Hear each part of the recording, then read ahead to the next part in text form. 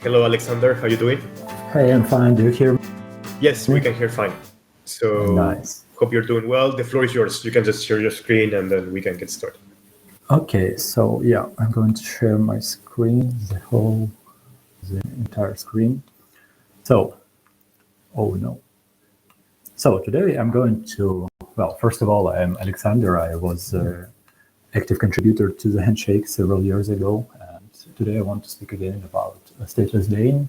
And it will be quite a boring and technical talk. So I even invite you to interrupt me, to ask some questions, or otherwise you can get sleepy. Anyway, so I want to first post several links of like what is a stateless Dane. Basically, I was working on the application called SANE, and what does it do? Basically, it allows you to browse Handshake websites in a secure way. So, for example, I can open a website, the Shake, and that is hosted like in the Handshake. And quite an important thing is that my connection is secure, and this security is provided via SANE and stateless Dane. However, to explain what does it mean, I have to explore some technical ideas. So we have the internet, and the internet is a bunch of devices and computers that are interconnected with each other. And when we open some website, what we do is basically we connect to some particular device. It doesn't matter whether it is a real computer or a mobile phone or a data center. It's some computer. And to connect, to be able to speak to it, I need to understand where it is located. And to do so, people use the Internet Protocol. It's a peer-to-peer network of nodes, and they communicate with data messages to each other.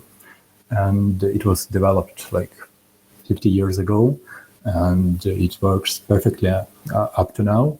And however, there is a problem, is that in order to locate a particular computer, a particular device, we need to know its IP address. And it's not very useful for human beings to type IP addresses into the browser. However, it's a perfectly valid way to open a website. However, but still we use the domain names. And, so the domain names are operated via DNS, short for domain name system. And on the contrary to the Internet Protocol, it is hierarchical, and it uses client-server model. So it means that not all of the nodes of this, let's say, network, they are equivalent to one another. Basically, it allows us to translate IP addresses into human-readable names and vice versa. Every time when I open some website, actually my computer, it queries some DNS server to find out what IP I need to locate to open some website. And so they're distributed and they're hierarchical. That means that there are zones of responsibility, and there are some servers that are responsible for, let's say, top-level-domain.com, and it has child subdomains and child DNS servers that are responsible for, let's say, example.com, and so on. And when I query some servers, then if it doesn't know how to locate the needed IP, it queries another server, and so on and so on. What is the problem with DNS? In the very beginning, DNS, it is all the messages, all the queries for DNS system, they're not signed, and so they can be altered. And actually, it happened several times. So it's possible to alter DNS information. It's possible to make a fake DNS message and DNS response. It means that if you open some website and if you have connected to a fake DNS server, it could respond you with some phishing website that will appear perfectly valid. So you will have the correct domain of this website in your browser, and well, you can be phished. And there are several ways to overcome this. One of them was to have signed messages. So each of the DNS server in the hierarchy, they sign their own zone, and when they pass the messages to underlying servers, so each of them signs, and it's possible to have a chain of verification that can say that the answer is indeed so. So right now, having all this stuff, it's possible to say that given some website, we can find some IP address that belongs to it. So we achieved the moment that we can locate some website. However, there is a problem that we do not really connect to a website directly. It's not feasible to have a pairwise connection between each of the devices in the internet, and so internet nodes they pass messages that have different destinations. So we have intermediaries, and the problem with that is that intermediaries actually they also can alter the message, the data, and if the information from website is not signed, then it's not possible to be sure that the origin is correct. So it's a big problem, and so the S here in the HTTPS actually it says to me that the connection is secure, and all the information is signed between me and the origin of this website.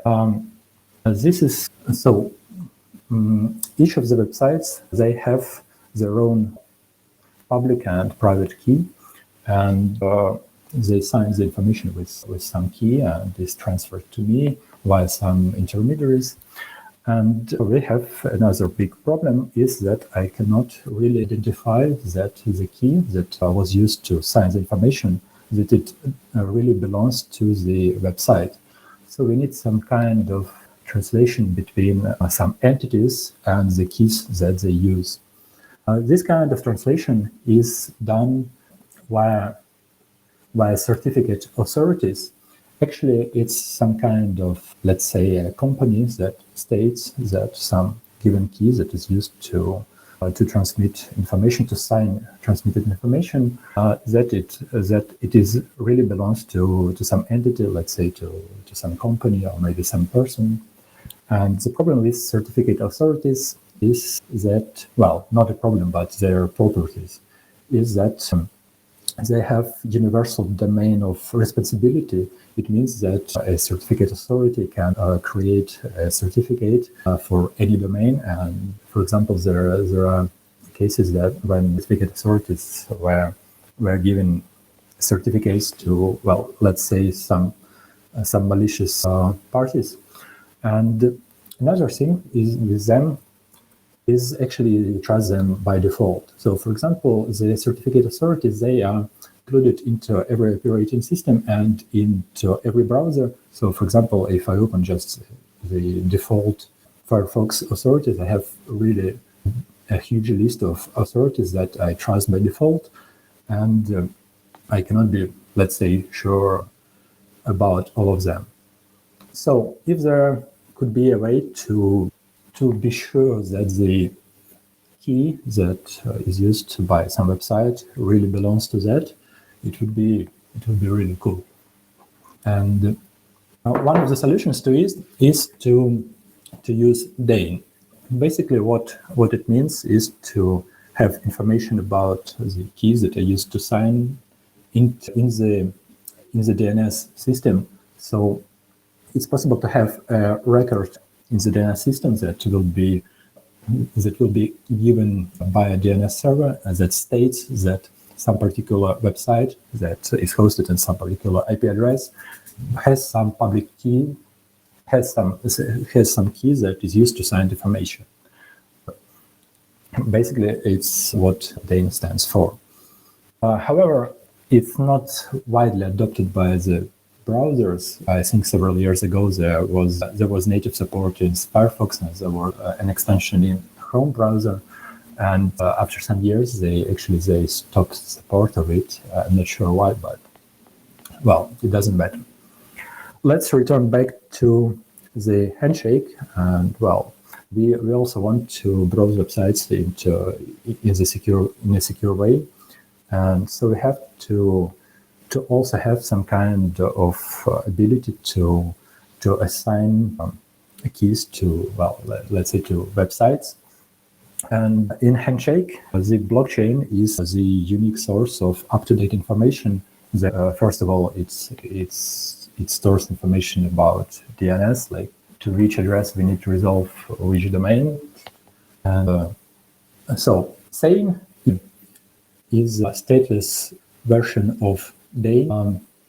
Handshake blockchain has a tree root that is stored like every 32 blocks into the blockchain, and basically it aggregates all the information about the domain there, and it's possible to have a proof via some cryptography stuff that quite a short proof that some website has a particular key. And previously there was a tool called Fingertip and Let's Dane.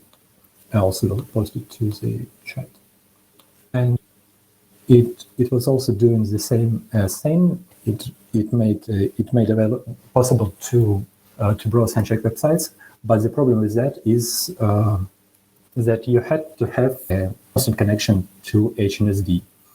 Well, what is HNSD? Basically, HNSD is a DNS server that resolves domains in the Handshake network. And it's not that heavy. However, it's not possible to include it into, let's say, mobile devices or web browsers. So it's quite resourceful to have it always running. And for this, there was developed a stateless DANE protocol. What does it do? Once a day, it retrieves all the tree roots that are stored into the blockchain and stores them. And when I open some website, this website, they actually have a certificate that stores information about this proof. And SANE, it works as a proxy on your computer. So I have a tiny minibar here that can be, well, I just run as a usual application. And it works as a proxy. It intercepts a connection from you to the websites and checks if the certificate is compliant with SANE and if all the information there is correct. If so, it substitutes a new certificate that you trust. Basically, you issue this certificate and you become your own certificate authority. One of the problems with this is actually to comply with SANE.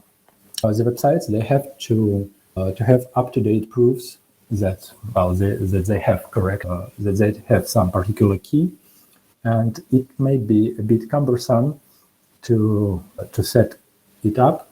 And for this, there are several, let's say, external services that are hosted by the Handshake community, and these services, they provide those proofs.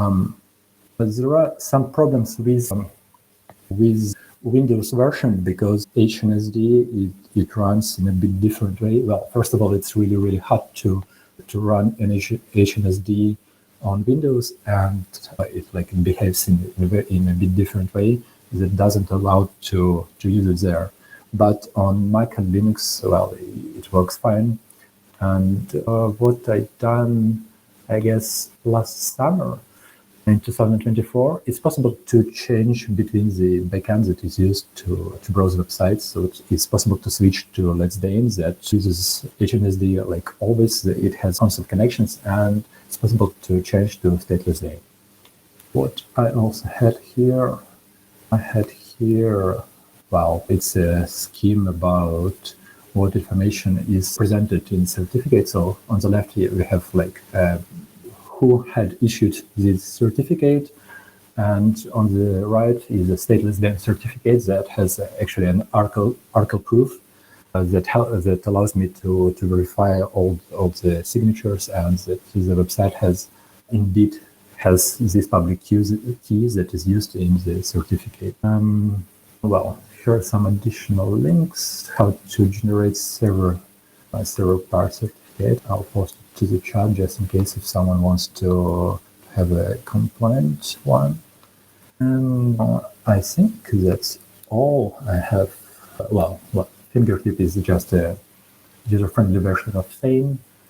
And also, I remember that I've added support of wildcard certificates, so it's possible to issue certificates that covers all the subdomains of some domain. And as that I already told, is the choice of backends. And I again want to thank Rizvik, Eric, Hassan, Nodar, and Andrei for the help in the development of SANE. And I think that's all from me. Hey, Alex. That was great, Alex. Thank you very much. We got the mirror share here. Yeah, sorry. No worries. We make fun of. We make jokes at work. That was very cool. Thank you for the presentation. We also got a few people pretty excited about it on X when we were sharing it. Let's see, Santiago. Yeah, there is a question in the chat. There are two versions of Fingertip. Like the original one, it uses Let's Day that has to have like constant connection to HNSD. And I made a pull request quite some time ago, and unfortunately it has not yet been merged to the main branch. So yeah, I guess right now my Fingertip is the only version that uses SANE. Got it. Thank you for that. Thank you for the clarification. Do we have any other questions while we have Alexander here? One of the Q&A. Sorry. Yeah. Developing their own browser. Can you share any insight into what implementing SANE into their browser might look like in terms of cost and developer workload? Well, the funny thing, you're not the first person that tries to do so. And well, it's really complicated, and it really depends on the web browser. I think there were talks about Brave browser, I don't know, like a year ago. And it really depends on the developers of the browser, like are they ready to implement it? But it's not that easy. The biggest problem is actually to be able to run HNSD like on each platform and to incorporate it like to the browser. So, well, I cannot say, I have no idea about the cost, but in the amount of time, I don't know, it's let's say at least half a year work. Okay. Because like browsers, they have very complex rules about like what do they do in general. Is this something that you would be interested in working on? Potentially, yes, but I'm not sure that I have the right, the right mastery, let's say. Sorry, one more time. The right what? That I'm able to do so. Got it. The time. Okay. Well, we got you on Telegram. Maybe if someone's really motivated, you guys can create some time. Yeah, sure. You can ping me, and if I don't get on board or something else, at least I can try to direct to some other people that posed the very same question. Got it. Is there something that you think is specifically holding SANE back from becoming more mainstream, either on a technical level or? Well, I still think it's the browser adoption. Like it would be cool not to have like any additional application, not to have any proxy, but to have everything in the browser. Mm-hmm. Okay. And besides the browser, you really don't think that you think that the technical capabilities would be enough for it to be adopted? I'm not sure. I don't know. Yeah. Okay. Would the browser need to include Bob or another side app for HNSD? Theoretically, I'm just reading the question off the QA. Theoretically, no, if it was incorporated into the browser, right? Yeah, and that's it's quite probable that you will have to mimic the behavior of HNSD, like to rewrite HNSD into the browser-compatible way. To have it as a non-standalone, let's say, application or daemon, but to be the part of the browser. And well, it's quite complex. Okay. All right, Alexander, thank you again. Thank you.